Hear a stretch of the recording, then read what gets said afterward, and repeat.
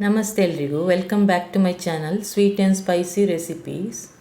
ಇವತ್ತು ಸಿಂಪಲ್ ಇಂಗ್ರೀಡಿಯೆಂಟ್ಸಲ್ಲಿ ಸಾಫ್ಟ್ ಆಗಿರುವಂಥ ಸ್ವೀಟ್ ರೆಸಿಪಿ ನಾನು ನಿಮ್ಮ ಜೊತೆ ಶೇರ್ ಮಾಡ್ತಾ ಇದ್ದೀನಿ. ವಿಡಿಯೋನ ಎಲ್ಲೂ ಸ್ಕಿಪ್ ಮಾಡದೆ ಕೊನೆ ತನಕ ನೋಡಿ, ಮತ್ತು ಒಂದು ಲೈಕ್ ಕೊಡೋದನ್ನು ಮರಿಬೇಡಿ.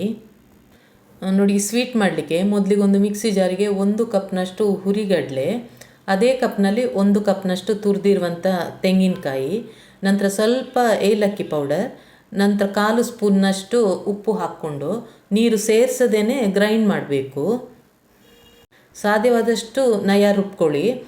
ಇದಿವಾಗ ಹಾಗೆ ಪಕ್ಕಕ್ಕೆ ಇಡ್ತಾ ಇದ್ದೀನಿ. ನಂತರ ಬರ್ಫಿ ಮಾಡಲಿಕ್ಕೆ ಒಂದು ಟ್ರೇಗೆ ನಾನು ತುಪ್ಪ ಹಚ್ಚಿಡ್ತಾ ಇದ್ದೀನಿ.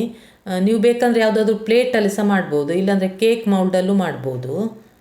ಆನಂತರ ಒಂದು ಕಡಾಯಿಯನ್ನು ಬಿಸಿಗಿಟ್ಟು 1 ಕಪ್ನಷ್ಟು ಬೆಲ್ಲದ ಪೌಡರ್, ನಂತರ ಅದೇ ಕಪ್ನಲ್ಲಿ 1 ಕಪ್ನಷ್ಟು ನೀರು ಹಾಕಿ ಬೆಲ್ಲ ಕರಗಿಸ್ಕೊಳ್ಬೇಕು. ಬೆಲ್ಲ ಕರಗಿಸ್ಬೇಕಾದ್ರೆ ಫ್ಲೇಮನ್ನು ಬೇಕಾದರೆ ಹೈಯಲ್ಲೇ ಇಟ್ಕೊಳ್ಳಿ. ನೋಡಿ, ಬೆಲ್ಲ ಪೂರ್ತಿಯಾಗಿ ಕರಗಿದೆ.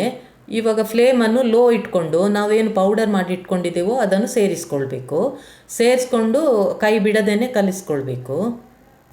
ಲೋ ಫ್ಲೇಮಲ್ಲೇ ಇಟ್ಕೊಂಡು ಕಲಿಸ್ಕೊಳ್ಳಿ, ಇದೇನು ಗಂಟುಗಳಾಗಲ್ಲ. ನೋಡಿ, ಅದೇ ರೀತಿ ಕಲಿಸ್ತಾ ನೋಡಿ, ಒಂದು 5 ನಿಮಿಷ ಆದ ನಂತರ ಈ ರೀತಿ ಗಟ್ಟಿ ಆಗತ್ತೆ. ಈ ಸ್ಟೇಜಲ್ಲಿ 1 ಸ್ಪೂನ್ನಷ್ಟು ತುಪ್ಪ ಸೇರಿಸ್ಕೊಳ್ಳಿ.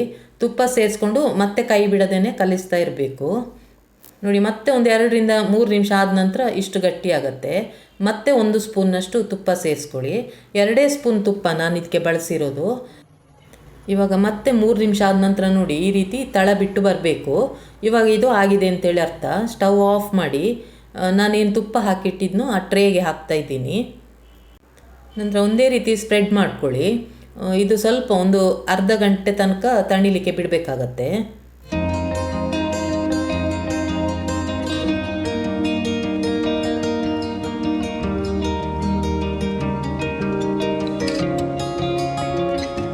ನೋಡಿ, ಒಂದು ಅರ್ಧ ಗಂಟೆ ಬಿಟ್ಟ ನಂತರ ಸ್ವಲ್ಪ ಗಟ್ಟಿಯಾಗಿದೆ ಇದು.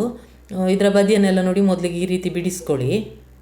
ನಂತರ ನಮಗೆ ಬೇಕಾದ ಆಕಾರಕ್ಕೆ ಮಾರ್ಕ್ ಮಾಡಿ ಇಟ್ಕೊಳ್ಬೇಕು. ಇದು ಪೂರ್ತಿಯಾಗಿ ತಣ್ಣಗಾಗಲಿಕ್ಕೆ ಕನಿಷ್ಠ 1 ಗಂಟೆ ಆದರೂ ಬೇಕಾಗತ್ತೆ. ಹುರಿಗಡಲೆ, ತೆಂಗಿನಕಾಯಿ ಮತ್ತು ಬೆಲ್ಲ, ನೀರು ಇದೆಲ್ಲನ ನಾನು ಸಮ ಪ್ರಮಾಣದಲ್ಲೇ ಹಾಕಿ ಮಾಡಿದ್ದೀನಿ. ಸೊ ಫಸ್ಟ್ ಟೈಮ್ ಟ್ರೈ ಮಾಡೋರು ಸುಲಭವಾಗಿ ಮಾಡ್ಬೋದು. ನೋಡಿ, ಸಾಫ್ಟಾಗಿರುವಂಥ ಬರ್ಫಿ ರೆಡಿಯಾಗಿದೆ. ಸಾಧ್ಯವಾದಷ್ಟು ಈ ರೆಸಿಪಿನ ಎಲ್ಲರ ಜೊತೆ ಶೇರ್ ಮಾಡಿ. ಹೊಸ ರೆಸಿಪಿ ಜೊತೆ ನೆಕ್ಸ್ಟ್ ವಿಡಿಯೋದಲ್ಲಿ ಸಿಗ್ತೀನಿ. Thanks for watching.